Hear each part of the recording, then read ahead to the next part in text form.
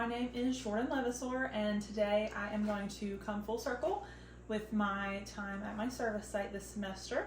I'm just going to jump right in. So the site I chose was the Early Learning Center, as you see here. There are some visuals here we'll go over as we go further through the presentation. So, Early Learning Center. I assisted with a variety of tasks. It wasn't limited to one thing, so sometimes I ranged from assisting with children in their classrooms. Other times it was rearranging and organizing different furniture. Helping recreate the classroom library was a big one that I spent a lot of time, and then completing paint prep in several of the rooms and then throughout the building itself. I wanted to select a service location that primary focus was on the welfare of children. I have a son of my own, and I'm fortunate enough for his grandfather, otherwise known as his pop-up, to watch him throughout the day while I'm at school or work or doing anything like that. And I wanted to see the differences between like meal times, activities, playtime, things like that, between what my son does on an average day and if he were to be in like a daycare setting. So the ETSU Early Learning Center, it was formerly known as Little Bucks Daycare. A lot of people still know it as that. If you mention it, they're going to just assume that that's what that is. It originally was established in 1985. It was through the Centers of Excellence program, and it was a state-sponsored program at the time. Obviously, it still is. And now it includes the Ballard Health Center for Early Learning. It involves child care services to ETSU students, Ballard employees, and honestly anybody in the community that wants to take part is welcome to. They just have to apply, get their kid in there. And then within that Center of Excellence, it also follows other programs, and that includes the Tennessee Early Childhood Training Alliance, Expanding Horizons Early Intervention System, which is part of TEIS, or otherwise known as the Tennessee Early Intervention System, and then the Technical Assistance Project.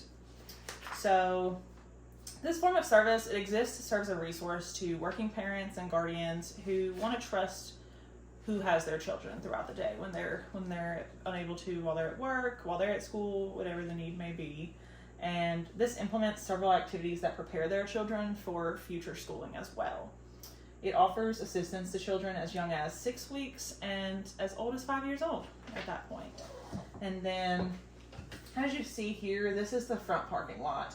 I felt like this was important for my presentation just because it doesn't look like what it does from the outside. It looks kind of dreary on this day. It was raining when I took that picture, but the inside looks nothing like that. You'll see this is the main lobby, a lot brighter, a lot more welcoming, and both of these were crucial. It was the only constant throughout my experience, had a lot of changes and things throughout, and the director would always meet me here in the lobby, give me my tasks for the day, and go from there.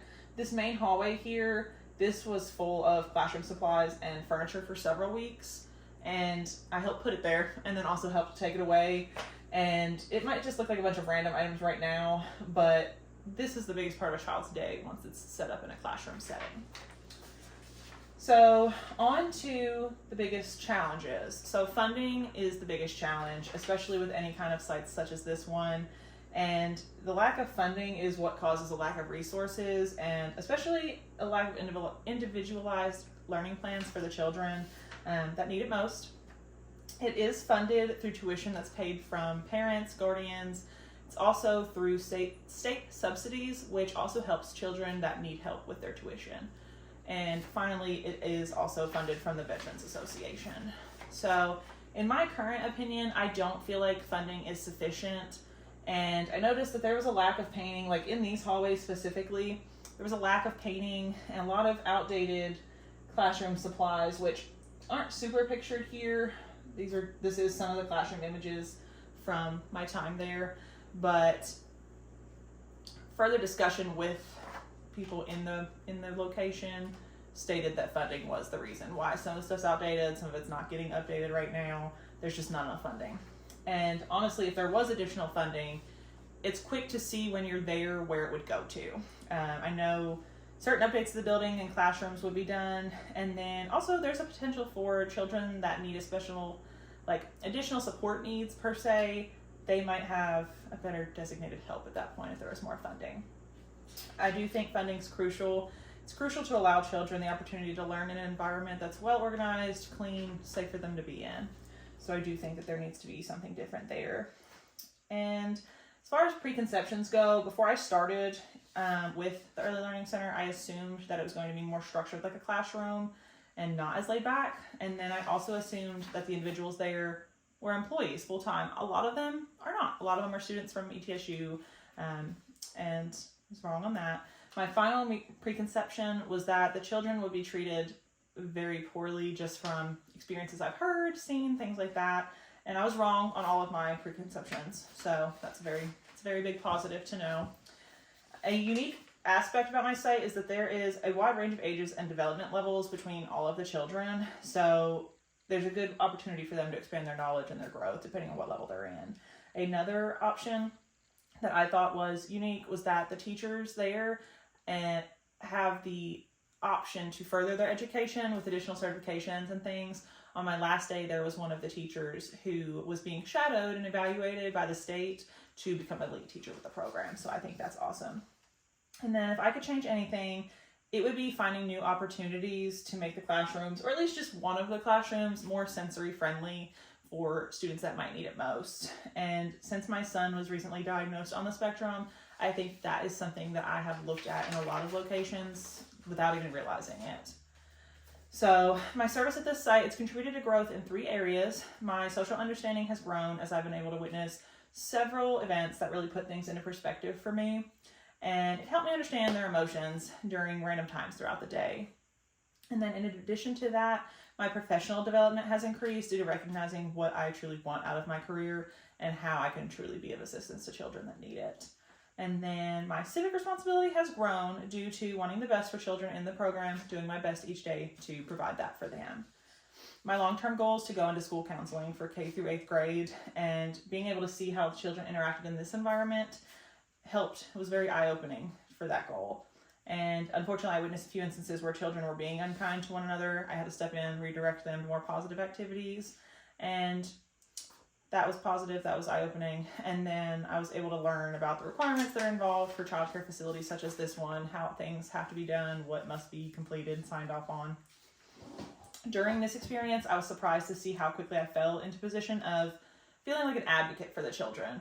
I kind of felt like I was in mom mode from the start, and I barely even knew the children. I just knew that I wanted them to be cared for, protected, things along that line. And then as far as the community, I was surprised to see how many individuals come together and actually make this place successful. And I was surprised to see how many people take advantage of the program. It's very convenient, I will say that. And then I was surprised to see several course concepts throughout my time at the site, and I would catch myself relating situations back to what I'd learned. And then I also want to share some stories. My daily activities varied, but they ranged in assisting in the classrooms with mealtime, circle time, show and tell, prepping rooms for multiple painting and refinishing that was being done, and then rearranging several rooms as well once the painting was complete, and then finally assisting with the new library system in terms of like organizing, coding, everything on the bookshelves. When I would serve there, it would always be 2 to 4 hours at a time. And throughout my time, I met the director, I met lead teachers, I met the individuals that cook for the students, several GA students, and then of course the children, their guardians, things like that. And my supporting documents, I have provided my hours log, which as you can see, each of these is at least 2 hours and then served on several different days to get to my 30 hours. And then proof of service is shown within these visual aids here.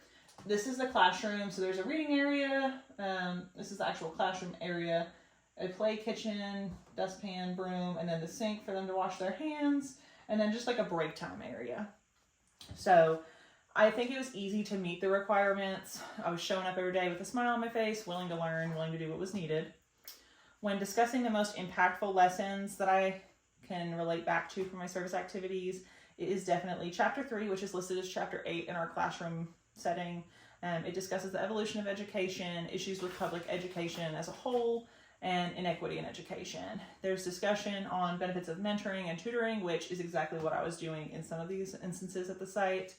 And then a second impactful activity was the discussion board 10, where we talked about animals, superheroes, cartoon connections.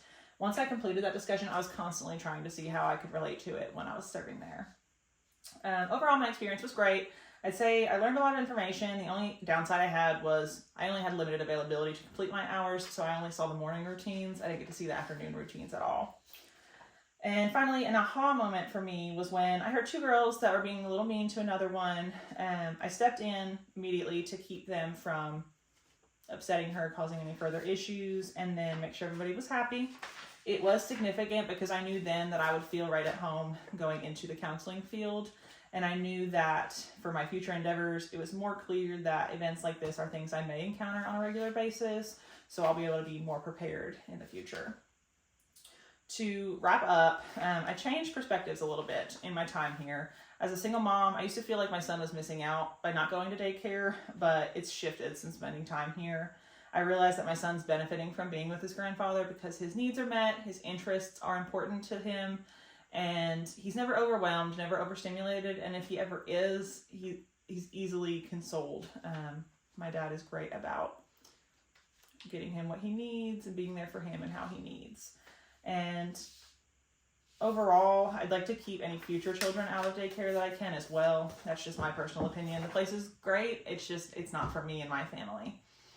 And then personal challenges, a few ways since I started my hours. It was leaving my son to go care for other people's children, which I know is important. And of course, I love that I have somebody that can watch my son.